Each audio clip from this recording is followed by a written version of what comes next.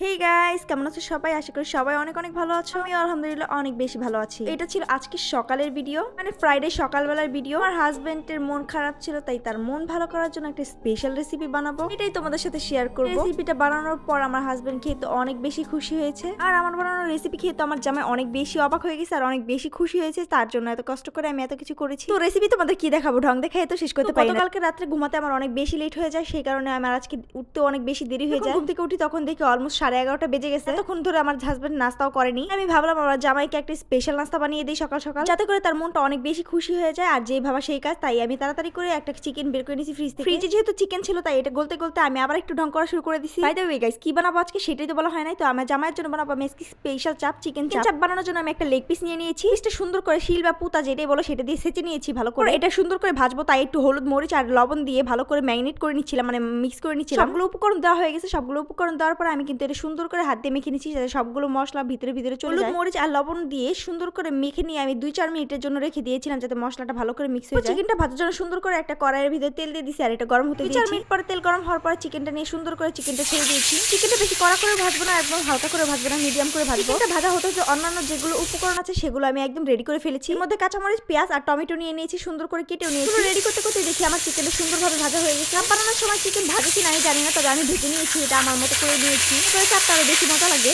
চিকেনটাকে ভাজা শেষ, এরপরে কিন্তু আমি চাপ বানানোর জন্য যে মশলাগুলো আছে সেগুলো একদম রেডি করে ফেলবো। ভাজা শেষে যে তেলটা ছিল সেটা কিন্তু আমি ফেলিনি। সেই তেলের মধ্যে আমি একটুখানি পেঁয়াজ আর কাঁচামরিচ গুঁড়ো দিয়ে দিয়েছি। এগুলো দেওয়ার পরে সুন্দর করে ভালো ভালো লাল লাল করে ভেজে নিতে হবে। পর্যায়ে কিন্তু আমি তেল দিইনি, তেলটা আমি আস্তে আস্তে দিব। যখন একটু ভাজা ভাজা হয়ে যাবে তখন একটু তেল দিব, তারপর হচ্ছে যখন হয়ে যাবে তখন একটু তেল দেবো। পেঁয়াজটা যখন হালকা হালকা ভাজা হয়ে গেছে তখন কিন্তু আমি একটু তেল দিয়ে নিছি। তেল দেওয়ার পরে আমি এখানে একটু লবণ আর একটু হলুদের গুঁড়ো, একটু মরিচের গুঁড়ো দিয়ে দিব। মধ্যে আমি দেখি যে আমার পেঁয়াজগুলো সাইড থেকে একটু কালো কালো হয়ে যাচ্ছে, এই জন্য তাড়াতাড়ি করে আমি হলুদ মরিচ আর লবণ দিয়ে দিয়েছি। সাথে কিন্তু একটু জিরা গুঁড়ো দিয়েছিলাম। এগুলো পড়ে গেলে কিন্তু ভালো লাগবে না, তাই কিন্তু আমি একটুখানি পানি দিয়ে দিয়েছি, যাতে মশলাগুলো না পুড়ে। পরে এখানে আমি আদা রসুন বাটা যেটা সেটা আমি একটুখানি দিয়েছি। তারপরে একটুখানি মাংসের মশলা দিয়েছি। আর একটু বাড়ানোর জন্য হালকা পরিমাণ বিট লবণ আর সামান্য পরিমাণ চিনি দিয়ে দিয়েছি। এগুলো উপকরণ দেওয়ার পরে কিন্তু আমি এখানে টমেটো দিয়ে নিয়েছি, আর টমেটো দেওয়ার পরে সুন্দর করে টমেটো আমি সিদ্ধ করে নিব।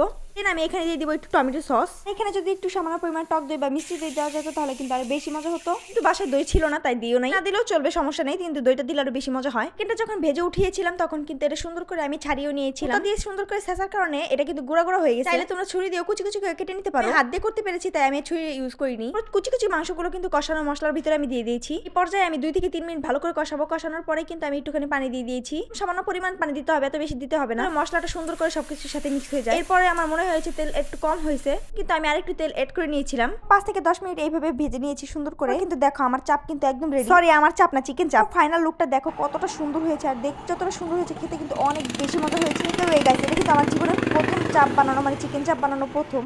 এটা আমি একা একা বানিয়েছি, কারো হেল্প ছাড়া। চিকেন চাপের সাথে আমি কিন্তু রুটি বানিয়ে নিয়েছিলাম পাতলা পাতলা করে। চিকেন চাপের সাথে কিন্তু পাতলা পাতলা রুটি, রুমালি রুটি যেটাকে বলে, এটা দিয়ে খেতে কিন্তু অনেক বেশি মজা লাগে। রেসিপিটা ফলো করে তুমি যদি বানাও তাহলে কিন্তু অনেক বেশি মজা হবে। চাইলেই বানাতে পারো, কারণ আমার কাছে পার্সোনালি অনেক বেশি ভালো লেগেছে। শুধু আমার কাছে না, আমার হাজবেন্ডও বলেছে অনেক বেশি মজা হয়েছে। তো আমি চিকেন চাপটা খুবই এনজয় করে খেয়েছি। আমার কাছে পার্সোনালি এতটা বেশি ভালো লেগেছে, দোকানের থেকে বেশি বেশি মজা লেগেছে। দোকানের চাপগুলো আমার কাছে এত বেশি ভালো লাগে না, আমার নিজের বানানো চিকেন চাপটা এত বেশি মজা হয়েছে। তো আজকের ভিডিওটা এই পর্যন্ত কেমন লেগেছে অবশ্যই কমেন্ট করে জানাবে, আর নেক্সট ভিডিওর জন্য অবশ্যই পেজে ফলো করবে, আর ইউটিউব থেকে দেখতে সাবস্ক্রাইব করবে। টাটা, আল্লাহ হাফেজ, বাই বাই, সবাই ভালো থাকবে। ভিডিওটা তোমার কাছে কেমন লেগেছে অবশ্যই কমেন্ট করে জানাবে। Tata, bye bye.